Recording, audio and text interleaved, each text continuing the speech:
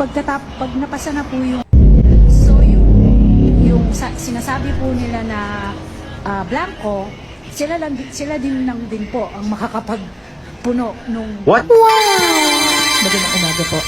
Secretary Amina, pakilinaw lang po yung naging pahayag ni Representative Ungab na merong mga blank items doon sa BICAM report. Sino po yung nag-fill in nitong mga blanks na ito bago siya na submit bilang endorsed bill?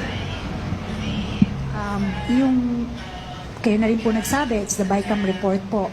So, may technical working group po yan from the House of Representatives and the Senate of the Philippines. So,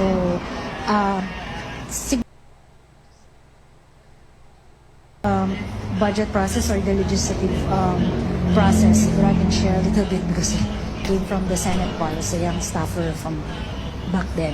So, pag napasa na po yung Ayan mga kababayan, ito pong si Secretary Mina Pangandaman ay bumaliktad na at isiniwalat po niya rito kung sino po talaga ang tunay na may salarin patungkol nga po dito sa BICAM scam mga kababayan.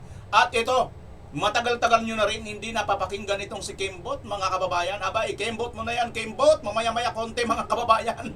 Panoorin po natin kung paano po dito nagsalita na rin itong si Kimbot patungkol din po dito sa BICAM mga kababayan. At ngayon naman mga kababayan, aba ito, ang karma is real para dito sa mga kalbo mga kababayan. Pag sinabi talagang kalbo, may kasabihan tayo, no? Anong sabi ng kasabihan ng kalbo mga kababayan? Pag kalbo ay, comment nyo na lang po mga kababayan, pero hindi ko po yan i-comment kung ano po ang aking implikasyon sa kalbo. Mamaya, no? Yan po ang ating pag-uusapan. Ngunit bago yan, sa ngayon pa lang po nakabisita sa ating channel, ay inanyayahan ko po kayo na lahat po ay mag-subscribe, mag-like at mag-share kung inyo pong nagugustuhan. Maraming salamat po sa inyo lahat guys. At wag na po natin bibitin at patatagalin pa. Ito na po, diretso na tayo dito sa ating pinag-uusapan. Karma Israel dito kay Kalbo mga kababayan. Si Kalbo po ay isang M. Sabi ng iba, sabi ng ilan, ang mga kalbo daw po mga kababayan ay pagkalbo daw masamang tao. Sabi ng iba, no? Hindi ko alam kung masamang tao nga ba talaga, no? Itong si Kalbo mga kababayan na nakikita ninyo. Sapagkat ngayon aarestuhin po siya. May arrest warrant na po siya dito, no? Sa Russia mga kababayan. Ito po ang balita mga kababayan mula po dyan sa Russia Moscow Times, no? Sabi dito, Karim Khan, prosecutor of the International Criminal Court. Hindi ko na mabasa, no? Ministry van, the Moscow Court has issued in absentia verdicts against the chief prosecutor and 8 judges of the International Criminal Court over their indictment of Russian President Vladimir Putin for alleged war crimes in Ukraine authorities. Ayan mga kababayan. Ayan, karma-karma po Israel. Karma-karma po Israel. Matindi po ito mga kababayan. Ito pong si PRRD ay kinuha po nila dyan dahil po ang sinasabi, ang kanilang paratang ay dahil daw po doon sa war on drugs ni Tatay Digong, no? Yung tungkol nga po dito sa pakikipaglaban, pakikipaggera ni Tatay Digong dito po sa mga adiktos, binidiktos, pati pare po mga kababayan dito sa Pilipinas ay mga adik. Pasintabi po sa ibang mga pare na matitino. Pero pasintabi rin po sa inyo kasi may kasamahan po kayong mga adik pala dyan. Sana manguna rin po kayo para random drug test nyo po ang inyong mga kaparian mga kababayan. Dahil marami po pala sa inyo dyan, no? Mga member na habang nag-aaral, nagsisinghot po pala ng illegal na pulburon mga kababayan. Speaking of singhot, higop naman po tayo, teka, kape. Ayan, para miso kondisyon tayo. Ayan po mga kababayan, ito pong si Kalbong si Kalbong Karim Khan, ito po ay, naalala nyo, sunod-sunod po mga kontrobersiya po nito, no? Mayroon po mga nagreklamo dito tungkol nga po sa mga sexual harassment. Di umano mga kababayan, about naman po sa mga babae, mga kaso naman po niya, no? Yung kanyang mga kasamahan diyan, bantay sa lakay din po pala ito mga kababayan, Kasi mayroon din mga nagreklamong gano'n, di ba? Ito ngayon, sentensyado po siya at kasama po ang ibang niya mga kasamahan. So alam niyo po, no, naalala ko si Vice President Inday Sara Duterte, nag-post po siya minsan at sinabi niya, napakaswerte daw niyan talaga. Bakit daw? Kasi nga, despite na napakarami pong mga pangbabato or pangbabatiko sa kanila mga kababayan, ay ito pong si Vice President Inday Sara Duterte pa rin po ay patuloy na sinusuportahan ng taong bayan. Grabe, ano? Ganyan po ka-bless ang mga taong gumagawa lang po ng mabuti at tama, no? While sa kabilang banda naman po, kahit gaano mo papaulanan ng pera, kayamanan, ang mga tao ay hindi po hindi mo po mapapahanga or hindi ka pa rin po talaga susuportahan. Unlike dito sa mga Duterte, wala na pong pera, wala pong kapangyarihan. Literally, mga kababayan, may kapangyarihan sila. Pero technically, mga kababayan, ay hirap po nila itong dahil iniipit po sila ngayon dito pong nakaupong administrasyon, mga kababayan. Teka. Ito po, basahin po natin, no? Ayon po dito sa the court sentenced Khan to 15 years in prison as soon as he is extradited to Russia. Paktay kadiha, Mr. Khan. 15 years pala may extradite papuntang Russia, no? Pag nakulong sa Russia, pag na-extradite papuntang Russia, 15 years siyang makukulong doon. The 8 judges, ito pa, yung 8 na kasama niya. The 8 judges received prison sentences ranging from 3.5 years to 15 years. Russia's investigative committee, which opened the case and identified the judges as former ICC President Peter Joseph Hofmansky and his successor Tomoko Akani, as well as first Vice President Rosario Salvatore Aytala and second Vice President Rene Alapini Ganzo, in addition to Sergio Gerardo Ugalde Godonez, Haikel Ben Mafud, Carranza Luz del Carmen Ibanez, and Bertram Shemet. Hindi ko masyado mga kababayan kung tama pa akong pagbasa, ha. Tuloy pa natin. Ito pa po ang iba ritong sinasabi. Sino pa ba ito? The Hague-based ICC issued an arrest warrant for Putin and his Children Rights Commissioner Maria Belova in March 2023, accusing them of allegedly deporting Ukrainian children. Moscow dismissed the warrant as void and opened a criminal case into ICC prosecutor Karim Khan in the courts of judges. Russia's Prosecutor General's office said the Moscow City Court found the 9 ICC representatives guilty of prosecuting innocent persons. Nako. Illegal detention and attempted violence against persons who enjoy international protection. Mukhang nakakaamoy po tayo ng guilty rin po dito sa mga ito. Sa illegally detained, no? Dinidetain po nila si Tatay Digong dyan. Illegal po yan, mga kababayan. Nako, madadagdagan po ito. The court found that ICC prosecutor Karim Khan unlawfully initiated criminal proceedings against Russian citizens from February to March 2022 in The Hague. The prosecutor's office said the ICC presidency, without any legal grounds, instructed the judges of the chamber to issue knowingly unlawful arrest warrants for these individuals. It added, without mentioning Putin or Belova. Ayan, mga kababayan, ito daw po palang ICC at ang 8 pa niyang kasama, ang pinangunahan po ni Karim Khan, ay nahatulan po ng Russia ng 3 to 15 years na pagkakakulong.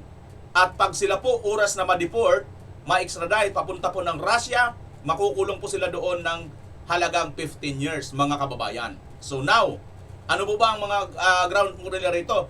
Guilty po pala ito si Karim Khan sa pagpo-prosecute, no?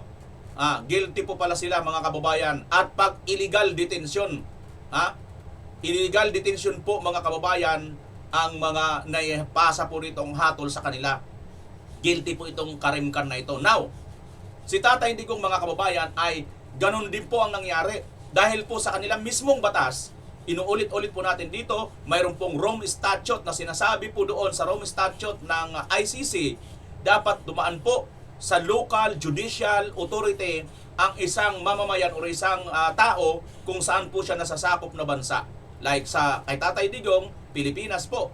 So, ang Pilipinas dapat ang mangunguna bago po madala dyan sa ICC, sa dahig itong si Tatay Digong, dapat idinaan po nila ito sa local authority judicial court ng ating bansa. At maliwanag po, may mga video po tayo na saksi po tayong buhay. Naka-live po yun. Hanggang ngayon, naka-open pa rin po ang video na yan. Mula po sa NAIA International Airport, diretso po sa Villamor Airport. From Villamor Airport, diniretso po sa dahig. Wala pong local authority, local judicial court ang nagkaso po kay Tatay Digong. So ito, maliwanag po ito mga kababayan, guilty na po dito itong ICC sa pamumuno po ni Karim Khan mga kababayan. Ayan ha. So ito pong si Calvo ay maaari pong makulong kasama po ang siyam na 8 na kanyang mga kasamahan. Ano ho? Diyan nga po sa Russia. Sa Pilipinas kaya mga kababayan, naamoy nyo na ba na maaaring mangyari din po ito dito sa ICC? Kita nyo mga kababayan? Sabi nga nila, no ho? Ang paggawa ng mabuti po mga kababayan ay hindi po yan magbubunga ng masama. Ngunit sa kabilang banda naman siguro, pag ikaw ay gumagawa, hindi ka rin magbubunga ng mabuti. So, alin po dyan mga kababayan ang gusto ninyong paniwalaan? Ang gumawa ka ng mabuti para hindi ka magbunga ng masama, or gumawa ka ng masama para magbunga ka ng masama? Alin po ang gusto mo dyan mga kababayan gawin? At this time, mukhang ganito na po ang nangyayari dito kay Calvo, si Mamang Panot na Calvo ng ICC at ang 8 pa niyang kasamahan. Dahil illegal po silang nag-detain, so guilty po sila. Illegal po silang gumawa ng mga hakbang laban po dito sa Russia at kay Putin. At dito po kay Tatay Digong, ganon din po, illegal po nilang dinitain si Tatay Digong dyan sa dahig. Illegal po nilang kinidnap si Tatay Digong papunta po dahig. At malamang sa malamang mga kababayan, pag nagpalit po ng presidente, ay makukulong po ito si ICC Khan, no? Kung hindi sa Russia, sa Pilipinas. Kasi bakit mga kababayan? Si Vice President Inday Sara Duterte po ay nangunguna po. Daya na lang po ang maaari pong mangyari at mananalo po ang kalaban ni Bibi Inday.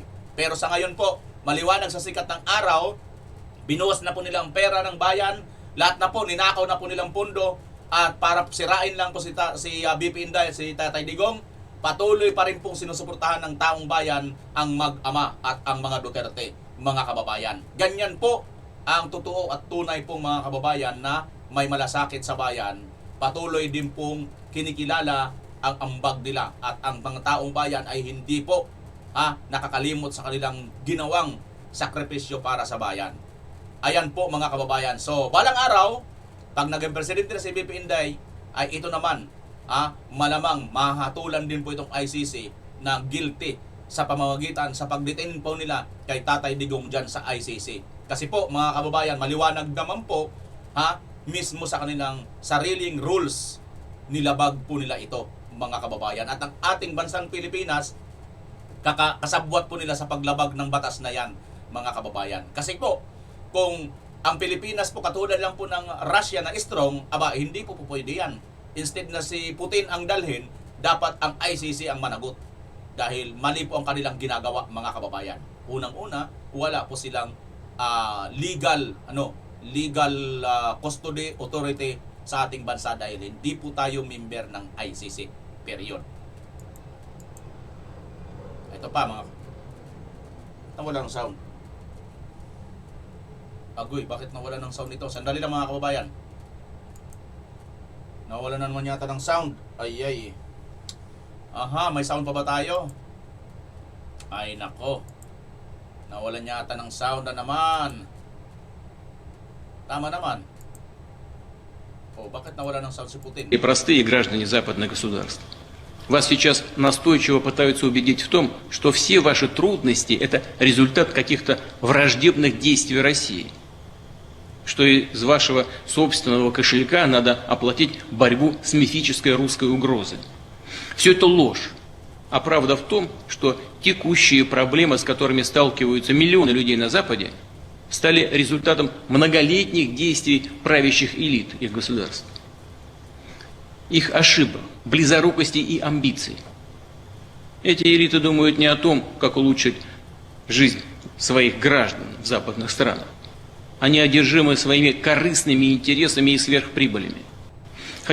Kita nyo mga kababayan, ito pong sinasabi ni Putin ay tunay na pagmamalasakit po. Parang si Tatay Digong po din po sinasabi niya, mga kababayan, ayon sa subtitle, hindi ko naman maintindihan na Russian, para bang pinapakita dito ni Putin na yung Westerner daw po mga kababayan ng mga bansa ay tila bagang sinasabi nila na sila yung nakakatulong sa mga taong bayan sa iba't ibang mga bansa, Pero ang totoo, doon lang sila sa kanilang ambisyon, sarili ng nilang kapakanan mga kababayan.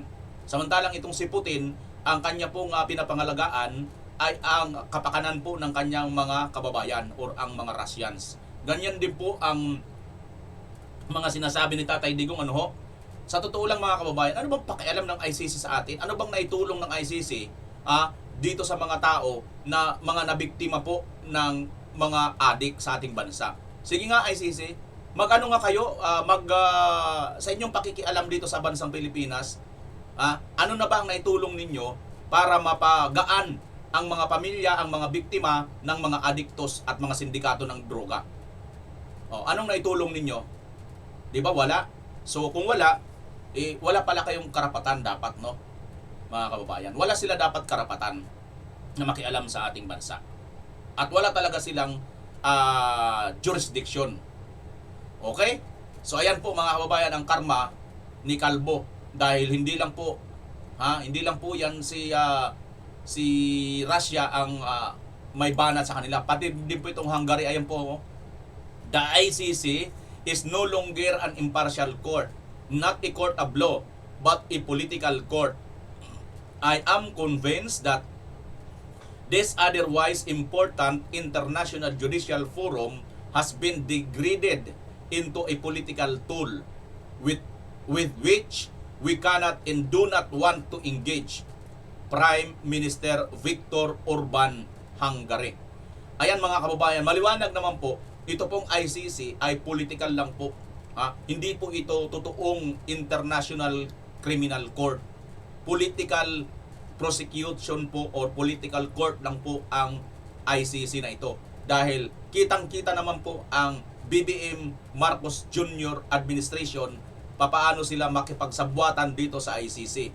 Politically speaking mga kababayan, kitang-kita po ang ebidensya. Wala pong kamural-mural ito pong ICC, mga kababayan, pagdating po sa judgment or international law or human rights. Dahil sila po mismo ang unang nangunguna labagin po ang human rights ng Pilipino or ng isang katulad ni PRRT, mga kababayan. Tuloy natin. Ayan marami na po, pati US. Kaya lang naman po tayo kinakayan-kayanan, hindi lang dahil sa basta po tayo ay mahinang bansa, kundi nakipagsabwatan po itong si BBM, si Marcos Jr. dito po sa ICC. Dahil ang ICC po ay bukod dito, Hungary, Israel, US, Russia, malalaking mga bansa po itong mga kababayan, na ito pong mga bansa na ito ay hindi nyo po ito basta-bastahan, handa po ito sa lahat ng laban. Ito na po mga pinakamalalakas isa pa, di ba, yung China, mga napakalalaking mga bansa na tumutulig sa dito sa ICC. Tapos ngayon, ikaw ngayon sasabihin mo, napakaganda ng ng ICC. Kitang-kita naman mga kababayan, nakatulan ka na nga sa Russia So ayan, ito na po mga kababayan. Punta na po tayo dito sa si Amina Pangandaman. Ay mayroon po siya mga pronouncement at tila mga kababayan, ito na siguro. Ito na ang ating maaaring basihan mga kababayan. At masasabi po natin talaga na laglag sila dito, Hindi po nila pwede itong lusutan. Dahil mga kababayan, bakit hindi? Dahil pagkatapos po ni Amina Pangandaman, may magsasalita itong si Kimbo. Panoorin na natin muna si Mina Pangandaman. So sinasabi po nila na blanco, sila din po ang makakapagpuno nung Magandang umaga po. Secretary Amina, pakilinaw lang po yung naging pahayag ni Representative Ungab na merong mga blank items doon sa BICAM report. Sino po yung nag-fill in nitong mga blanks na ito bago siya na submit bilang endorsed bill? yung kayo na rin po nagsabi, it's the BICAM report po. So, may technical working group po yan from the House of Representatives and the Senate of the Philippines. So, siguro, we can just go back a little lang on the budget process or the legislative process. Siguro I can share a little bit because it came from the Senate part as a young staffer from back then. So, Yan mga kababayan, napansin nyo ba? Sila na rin po ang may sabi, ang BICAM po, mayroon daw po yan, technical committee. Totoo nga ba yung technical committee na yan mga kababayan? Totoo ba yan? At sila din po ang nag-fill up yan? Papasukin natin yung nagsabing totoo yan mga kababayan. Ito po, matagal-tagal na natin hindi naririnig. Dati napakadaldal dito. Mayat maya, andyan po ito, nagpa-presscon, no? Mga kababayan, ngayon, nasaan na ito? Bagamat hindi na po ito congresswoman ngayon, dahil natalo po ito, mga kababayan, sa pagkamiro yata dyan sa Marikina. Pero, tandaan nyo po, mga kababayan, yung BICAM, na ito nga po ngayon, ang isa sa matindi pong pinagkakaugatan ng matinding problema natin, ang nakawan ng bilyon-bilyon hanggang trilyon po na pera ng bayan, dyan nga po sa mga flood control, dito po nag-ugat. Panoorin natin mga kababayan, ilalaglag na ba dito? Ngayon lang ito nagsalita mga kababayan o matagal na? Panoorin nyo. Nasaan na ba yun?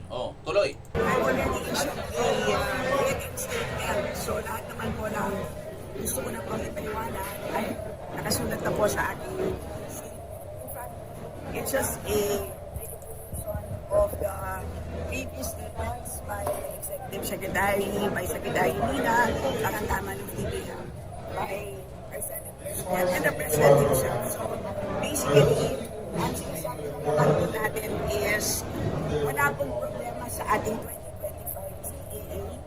Legal siya. It is legal. It is fully enforceable. It is valid. Dahil po, ang ating enrolled bill, ibig sabihin po, ang General Appropriations Bill na nanggaling po sa Congress ay kompleto. Walang plan. So that's basically the reason for why ang naging kasiyahan ng GAA ay kompleto. But we do acknowledge po ma'am that there are blanks nga po doon sa BICAM report na pinirmahan ng BICAM and ni-ratify ng plenaryo. Yes, so notwithstanding any typographical errors or any adjustments that are needed as a result of amendments, ay authorized naman po ang technical staff ng both House and Senate to make all of these necessary corrections. And Yun mga kababayan, maliwanag po ang sabi niya rito, authorized na daw po ang technical committee. So tugma mga kababayan, ang sinasabi dito ni Amina Pangandaman na ang BICAM naman po, mayroon silang technical committee dyan. Magandang umaga po. Secretary Amina, pakilinaw lang po yung naging pahayag ni Representative Ungab na merong mga blank items doon sa BICAM report. Sino po yung nag-fill in nitong mga blanks na ito bago siya na submit bilang endorsed bill? Kayo na rin po nagsabi, it's the BICAM report po. So, may technical working group po yan from the House of Representatives and the Senate of the Philippines. So, Tugma mga kababayan, di ba? Tugma dito. Ang sinasabi nila, mayroon pong technical working committee. typographical errors or any adjustments that are needed as a result of amendments, ay authorized naman po ang technical staff ng both House and Senate to make all of these necessary corrections. And just to clarify or to reiterate at the point of signing by the BICAM members ay lahat naman po ng appropriations amounts have already been decided upon. Ibig sabihin, lahat po ng naging corrections ng ating technical staff, lahat po yan ay ministerial na lamang. Ibig sabihin, calculator activity na lang po. So, lahat po, wala na po silang discretion dahil lahat po ay decided na po by the BICAM members at the point of signing. Considered typographical error daw po yung pag-fill in the blanks ng mga amount? There are some na typographical error. Dahil yung iba doon ay makikita naman because the enrolled bill is available for the perusal of the public. Nasa archives na po. So computation na kumbaga po, yung sinasabi yung numbers kaya wala doon. Kasi technical sa omnibus Yes. motion po, hindi allowed yung paglagay ng numbers kumbaga. Dahil Yes. blanco siya, hindi siya error. Omnibus provision doon sa BICAM na in case na magkaiba po ang version ng printed at saka ng BICAM report, ang mag-prevail po is the printed version. Ang laki since when po itong practice na ito? Nagsalita na po dyan si Senate President. Sinabi naman niya na ang batas lang po ang nadadala sa Supreme Court.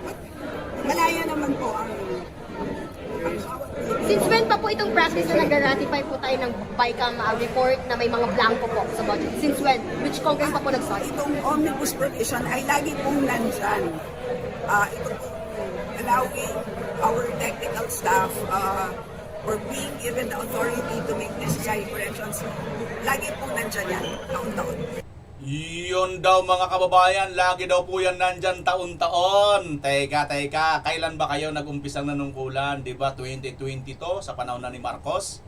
So, tumutugma po itong mga kababayan. Ayan ano, sana no, mayroon po ditong ako siguro si Senator Marcolita at si Senator Amy. Kung ayaw na ni Senator Lacson, sa minority na lang kasi nasa majority block sila, no. Member din naman si Senator Lacson, Senator Marcolita ng Blue Ribbon. Baka naman hindi naman siguro sa iba-bypass pero Senator Lacson, mukhang ayaw mo naman yata na ituloy ang BICAM, yung Blue Ribbon. Bakit hindi na lang ibigay mo kay Senator Marcolita, no? O kaya hilingin na lang na Senator Marcolita, Senator Lacson, kung ayaw mo na ituloy, kami na lang magtuloy, no? Kami na lang. Kung ayaw niyong sumama doon sa investigasyon, di wag. Basta ituloy natin. At isa ito dapat sa ipatawag mga kababayan kasi marami siyang mga sinasabi dito, di ba? Bakit walang nagpapatawag dito? Ha? Bakit hindi ito nababanggit? Di ba mga kababayan? Kasi kitang-kita naman po, no? Kung paano po nila idinipensa ito nila noon na ang depensa nila ay legal naman daw. Ha? Ayos naman daw po ang mga technical committee or tinawag pa nga yan small committee na yun na lang daw mag-fill up doon sa mga blanco. Ngayon nagka-problema na. 'Di ba? Sunod-sunod po ito mga kababayan eh. Nung una itong binuking nila Tatay Digong, Congressman Ungab at ni Atty. Vic Rodriguez, dumipin sa kagad dito ang palasyo at sinasabi nila noon na wala daw wala daw blanco sa GAA. Hindi nga GAA, BICAM nga. Doon sa BICAM report, may mga blanco. Ang nangyari pala, after pala ng BICAM na may blanco, mayroon palang technical small committee na yun pala ang nag-fill up. Diba? So dapat ipatawag yun. So ngayon mga kababayan, bakit hindi po ipinapatawag? At ang matindi dito mga kababayan, hindi na nga pinapatawag. Ito naman ngayon ang kanilang ginagawa. Ha? Panoorin niyo po ito. Pumalag si Vice President Sara Duterte sa mga isinampang reklamo laban sa kanya, kabilang ang plunder. Pagtatakip lang daw ito sa nangyayaring nakawan sa kaban ng bayan. Yan ang express report ni JC Cosico. Isa na namang fishing expedition. Ganyan inilarawan ni Vice President Sara Duterte ang patong-patong na reklamo kabilang ang plunder na isinampa laban sa kanya at 15 pang opisyal ng OVP at DepEd kahapon ng mga civil society leaders sa Office of the Ombudsman. Nag-ugat yan sa mali o manong paggamit na kabuuang 612.5 million pesos na halaga ng confidential funds. Sa isang pahayag, sinabi ng bise na hindi ito ang unang pagkakataong hinanapan umano siya ng butas. Ginawa na rin daw yan noon sa pagdinig ng Kamara. Ipinunto rin ng bise ang umano'y pamimigay ng budget allocation sa mga kongresista para siya ipa-impeach. At huwag basta magpapadala sa anyang mga paninira. Pagtatakip lang daw ito ng nakawan sa kaban ng bayan. Giit naman ni mamamayang Liberal Party List Congressman Laila De Lima sa dami ng mga ebidensya, paano raw ito magiging fishing expedition? Nandyan na nga yung mga ebidensya. Ang dami ng mga ebidensya, voluminous. Ang fishing expedition presupposes walang ebidensya. These are voluminous evidence. Documentary, and of course we can expect testimonial and real evidence. Para kay De Lima, good development ang pagsasampa ng reklamo laban sa bise. Ayon pa sa kongresista, ang magiging finding ng ombudsman sa mga reklamo pwedeng maging basehan ng panibagong impeachment complaint laban kay VP Sara. Matatanda ang idineklarang unconstitutional ng Korte Suprema ang naunang articles of impeachment laban kay VP Sara. Pero pwede na ulit magsampa ng panibagong impeachment complaint sa Pebrero kapag napasuna ang 1-year ban. Ombudsman has enough time to evaluate those evidence attached to the complaint as filed yesterday between now and February. Nagbabalita mula sa Frontline, JC Cosico News. Alam nyo mga kababayan, ayon kay Attorney Rowena Guanzon, si Vice President Sara Duterte ay impeachable officer. At bago umaksyon ang ombudsman, kailangan munang matanggal sa pwesto bilang pangalawang pangulo itong si Vice President. Gets nyo? Kaya ang mga tanga, ayun na, natanggal na si VP Inday Sara. Bugok. Kailangan nyo munang i-impeach. Pero I doubt mga kababayan, siguro may mapapapirma dahil may pang-hostels pa kayo eh. Diba? Hinihiritan pa kayo ng budget eh. Hinihiritan pa kayo ng budget at sabi nga ng ibang andun pa rin eh, nagsisingit pa rin kayo ng mga kalukuhan, pag nanakaw pa rin eh. Di ba si Congressman Libiste, binanggit niya rin yan. Ngayon, ang mangyayari dito mga kababayan, ito ay maliwanag po isang diversionary tactics, panglihis, at political agenda lang po ang ginagawa nila nito. At ang isa pa dito, todo na po mga kababayan, tinutudo na po nila ang lahat. Hanggang pati yung adik po itong pare na to mga kababayan. Pati adik na pare ay kailangan na po talaga magsalita mga kababayan. At hindi lang yan hindi lang po yan basta adik mga kababayan.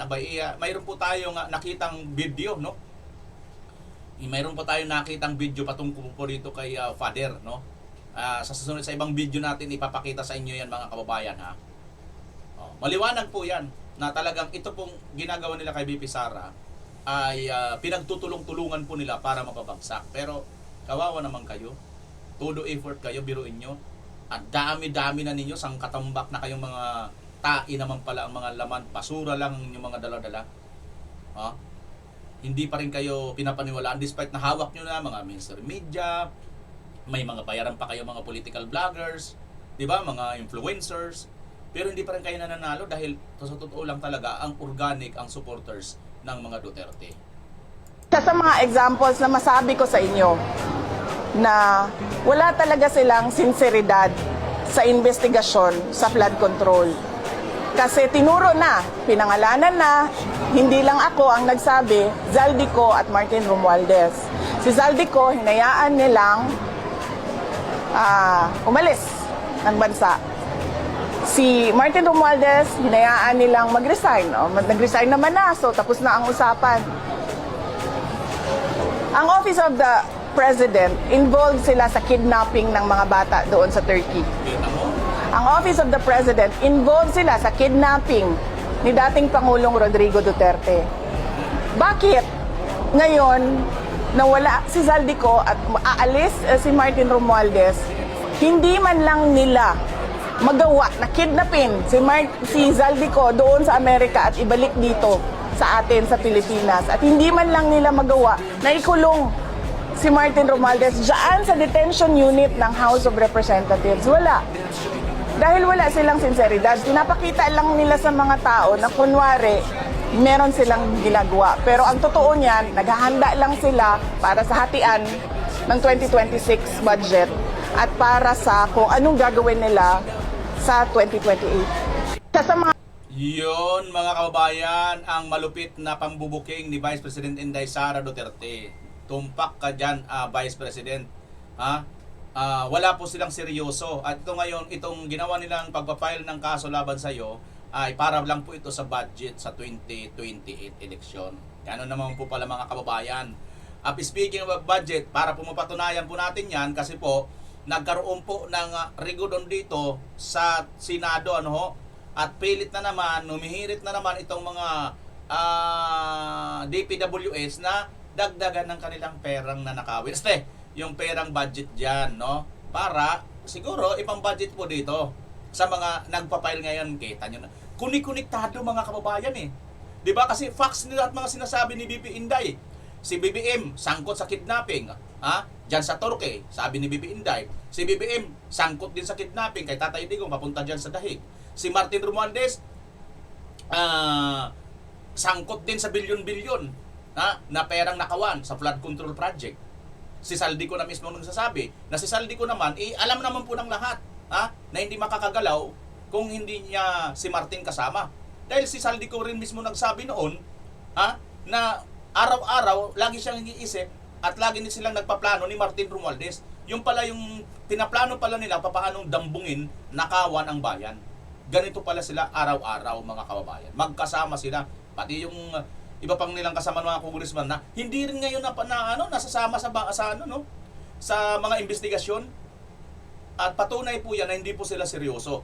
Pangalawa mga kababayan, ang patunay na hindi sila seryoso dahil pati itong Blue Ribbon Committee ni Lacson, hindi po talaga seryoso. Kasi kung seryoso ka, Lacson, may mga paik-po-si ka pa noon, pero bakit mo tinitigilan na ang pag-iimbestiga ng dito sa flood control, sa korupsyon na nangyari sa ating bansa? Bakit? Dahil ba sa magkakakampi kayo? Yan mga kababayan. Bueno, dahil nga sinabi ni BP Inday, mukhang mayroon pong kinalaman itong panggigipit na naman sa kanyang budget. Ito, tingnan natin ang nangyari ditong balitaktakan dyan sa Senado tungkol sa budget mga kababayan. Eto nga, nandito tayo na galit lahat ng tao, parang linoloko naman tayo nito. Kayo nagpakaltas, ipapabalik muli. Ano ba, sa loob ng 2 buwan, ipapakaltas ba ulit? Gusto kong malaman, real talk konti ilan ba talaga at alin ba yung mga project na dumaan na sa early procurement sa panahon? Kita nyo mga kababayan kita nyo ang kanilang pambubudol na naman sa tao, di ba? Kunyari, nagkaltas-kaltas daw itong DPWH si Dizon, no? Kunyari, siguro utos ni Marcos, kaltasan mo muna yan. Pabawasan mo para makita ng tao. Nagpabawas tayo. Pero bawiin mo rin. After all, mayroon naman tayong mga media, mga mainstream media, mayroon naman tayong mga political influencer na mga gagong malalaki ang bayad natin, magagamit natin yan. Ipapakalat lang nila na good news yan sounds bite yan yung maririnig ng tao. Uy, tinan mo si Marcos, talagang ayaw niya talaga ng ng mga singit-singit kasi tinan mo, mayroon siyang pinakaltas. 'Di ba mga kababayan, ganito rin yung kanilang ginawa diyan noon sa dito sa 2025 gaan na to. Kunwari mayroon silang tinanggal 2025 ba yun? 2024 budget. Kunwari mayroon silang tinanggal pero lang pala yun, katiting lang pala yun sa kanilang ninakaw. Mga ugok talaga, no? Tuloy natin. Ito, ilan ba talaga? Meron ba na mga projects na pinag-uusapan na nasa loob ng NEP sa budget ng Pangulo nag-undergo na ng early procurement? Meron na ba? Kasi ang balita, takot lahat. Totoo bang meron o hindi? Wala pa pong dumadaan sa early procurement dahil po hindi pa klaro kung ano yung mga proyekto talagang mapapasa. Wala pa po. Sigurado kayo, wala ni isa, zero. Opo. So wala tayong pinag-uusapan, tama po ba? Sa ngayon? Sa ngayon po, wala pa po. So, ang ibig sabihin niyan, dati-rati talagang hinahabol yung early procurement ng October para hindi ma-delay ang project kasi aabutan talaga ng tag-ulan. Hindi ba? Tama po yun. O kung ganon, mag-a-adjust ka ng lahat ng ABC, sigurado na madidelay. Totoo po yan, Madam Chair. So, ang hinaharap natin, talagang madidelay. Opo, dahil po na-delay ang early procurement, marami pong mga proyekto for 2026 na madidelay. Sigurado So, ang po yun. hinaharap natin, talagang malungkot ang first and second and even third quarter, aabutin ng ulan. Yung tamang projection lang, kasi nag-expect ng tao, dadagdagan, papabalik mo. Pagkatapos, madidelay rin pala. Ano naman ang bisa nun? Para kay pa? Ang bisa po nun, matutuloy pa rin po yung mga proyekto, Madam Chair. Madidelay lang nga po dahil extraordinaryo po itong panahon natin, Madam Chair. At tingin ko po, prudent din po, tama din po, na hindi muna magsimula ng early procurement. Dahil unang-una, hindi pa po sigurado kung ano ang mga project na papasa ng Kongreso. At ikalawa, dahil nga po nagbaba tayo ng presyo ng materyales ngayong fourth quarter.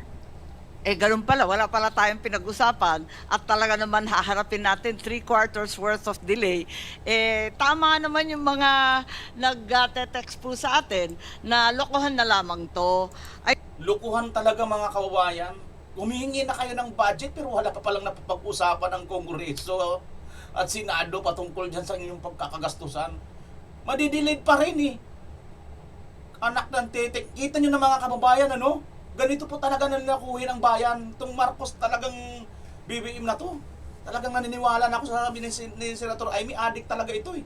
Kasi kung matino to, no? Kung hindi to addict, abay sandali. Bago ka dapat dyan maglagay ng budget, mayroon nang pinagbabudgetan. Tama hindi? Tama hindi? Hindi. Ang gusto mo, may budget ka na muna pero hindi mo pa alam ang gagawin mo.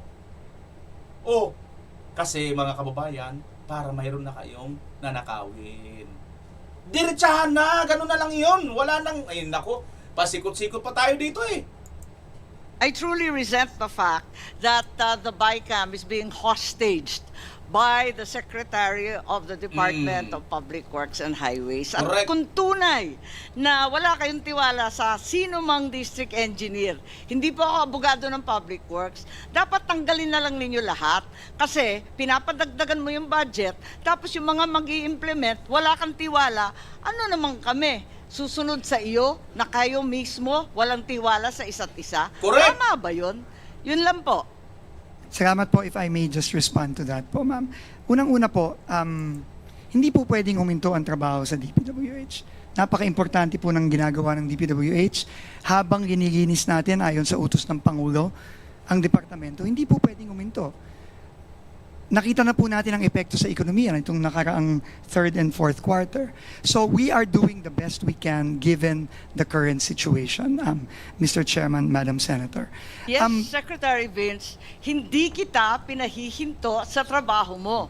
Pinamamadalingan namin. Ikaw ang humihinto sa trabaho namin dito sa BICAM at papalit-palit ka ng sinasabi. Yun ang problema. Correct. Hindi po ako papalit-palit ng sinasabi, Madam Chair. Ako po, iulitin ko, nagpunta lang po ako dito para ibahagi sa bicameral conference yung nakikita po naming epekto nung pagpasa ng third reading version ng Senado. Yun lang po. Ngayon, nasa Senado na po yan at nasa bicameral conference, nasa Kongreso, kung paano po magpo-proceed dito. At yun naman po, syempre, tatanggapin lang naman po ng ekotibo kung ano man po yung desisyon na yan. Maraming salamat po. Ayan mga kababayan, tuloy ba natin to? Kita nyo na, ganito po talaga katindi ang kanilang ginagawa, no? Pinaiikot-ikot po talaga nila, pinaiikutan nila. Sabi nga ni Senator Amy, hin-hostage nila yung BICAM. Grabe, ganito po katindi itong katalamak itong administrasyon ni Bangag. To the people, hindi tayo papayag na may ganitong klaseng korupsyon. Hindi tayo papayag na may mga kontraktor at may mga konsyabang government employees, officials from all levels. Hindi tayo papayag. That is the message. That was what was communicated. So when we step into this BICAM today, ang bit-bit natin lahat, or at least namin sa Senado, nag-reduce ng presyo based on that same communication, based on that same script. Ito ang gagawin natin para sa taong bayan. We will show up, we will not allow this to happen.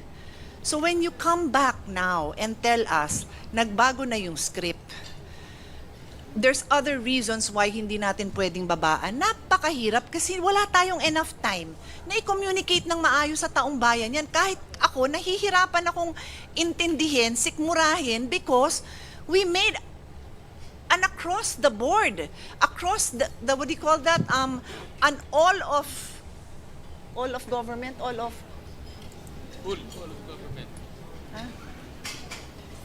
of government approach. Whole of government approach, di ba? The president, his alter ego, the secretary, members of the House, members of the Senate. Tapos, ang pinangahawakan ng mga tao is we will not allow this overpricing. I know it is not as simple as that. Many times, personally, I have had to make tough decisions in pushing for measures including, let's say, the CREATE law. Hindi naman lahat masaya ang mga businessmen doon dahil may mga tinamaan. Sabi natin, wag na natin ibigay yung todo-todong, ano tawag dito, yung deductions, yung incentives. Yung incentives that they have been receiving for 40 years. Siguro naman, after 40 years, pwede na kayo magbayad ng tax, di ba? Pero hindi sila masaya, but we have to do the difficult thing. So, I am very willing, Mr. Chairman, to do the difficult job, to try to see kung papaano tayo makakapag-provide ng more support to economic activities, especially in the countryside. But it cannot be at the expense of people thinking that we are backtracking, thinking that ngayon, okay lang sa atin na ibalik yung presyong mataas. Kasi yun nga yung presyong dinatnan natin nung may korupsyon. Ang hirap himayin, tapos nagmamadali pa. Napakahirap.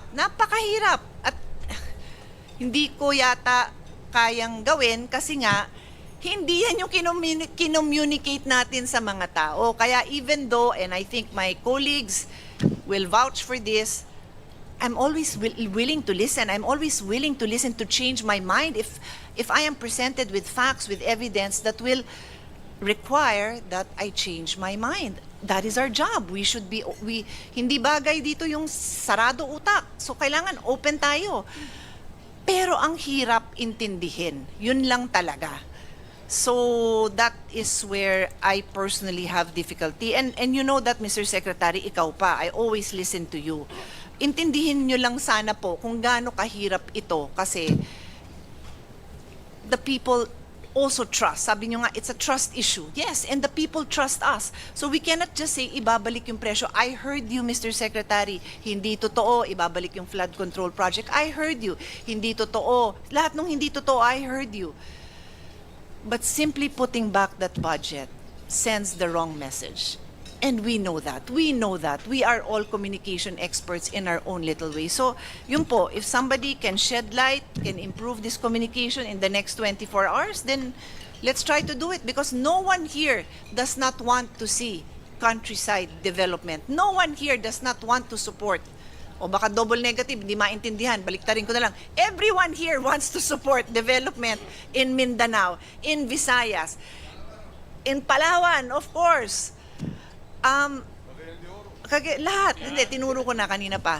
Lahat naman gusto, pero sa panong paraan na ang tao kaya nilang intindihin na hindi natin tinatalikuran yung ating commitment sa kanila, na hindi tayo papayag na may kalokohan and all, I say all, the safeguards are there. So, yun lang, Mr. Secretary, you know me well enough to know that I don't want to make your job harder than it is. I have so much admiration for the work you have done and the work you continue to do. But help us out here because this is not something that we can easily just say, okay lang, balik sa presyong gano'n. Mahirap po. Unang-una po, Madam Chair, maraming salamat. At tama po lahat ng sinabi nyo. This is a trust issue. But I think, first and foremost, hindi po ibig sabihin na kapag sumunod po tayo sa budgets ng mga proyekto sa HGAB. Ibig sabihin, ibinabalik natin ang overprice. Yun po, I think, ang paulit-ulit ko na rin pong sinasabi. Bakit po? Dahil binaba na po ng DPWH, dahil sa direktiba ng Pangulo, ang presyo ng mga materyales. Binaba na po.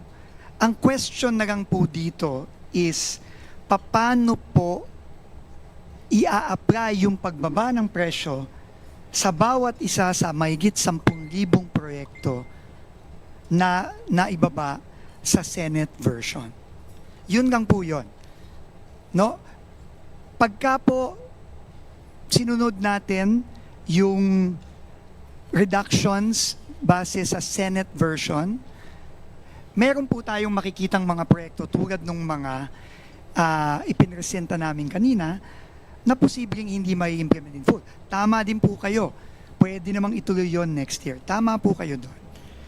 Pero ang hinihiling po namin sa Senado at sa bicameral is payagan po ang DPWH na magbaba nung mga presyong yon. Dahil po, meron yung mga taga-DPWH po ang nakakaalam kung paano gagawin. Ngayon po, alam ko po na merong hindi pagtitiwala. Aaminin ko, kahit ako, hindi nagtitiwala. Kaya po nagpalabas po ako ng department order nitong nakaraang linggo lang para siguraduhin na talagang ibababa ang presyo sa bawat proyekto ng bawat regional director at district engineer. Yun po ang pinresenta ko ngayon. Kaya po ako nagpapasalamat sa imbitasyon ni Chairman Win at ni Chairperson Mika. Pero uulitin ko din po, ito po ay hiling lamang at ultimately po, ang desisyon ay nasa Kongreso. Kurang po, ang nakikita ko ngayon bilang DPWH Secretary. At yun po ang aking pinresinta kung ano po ang desisyon ng Kongreso, ng Bicameral Conference Committee, yun po ay susundin natin kung ano man po. Maraming salamat po. Just one question lang, Sec. Sabi nyo na baba na yung presyo. I think mariresolve natin to kung yung presyong Kita nyo mga kababayan, ano napansin nyo bandang dulo na sinabi dito ni Secretary Dizon? Ipinapasa niya sa BICAM or sa Congress at Senado ang bula. Kunyari, mga kababayan, yung konteksto nung una ay ipinalabas nila na mismo pinangunahan ng Malacanang ang pagbabawas, ang pagtatanggal.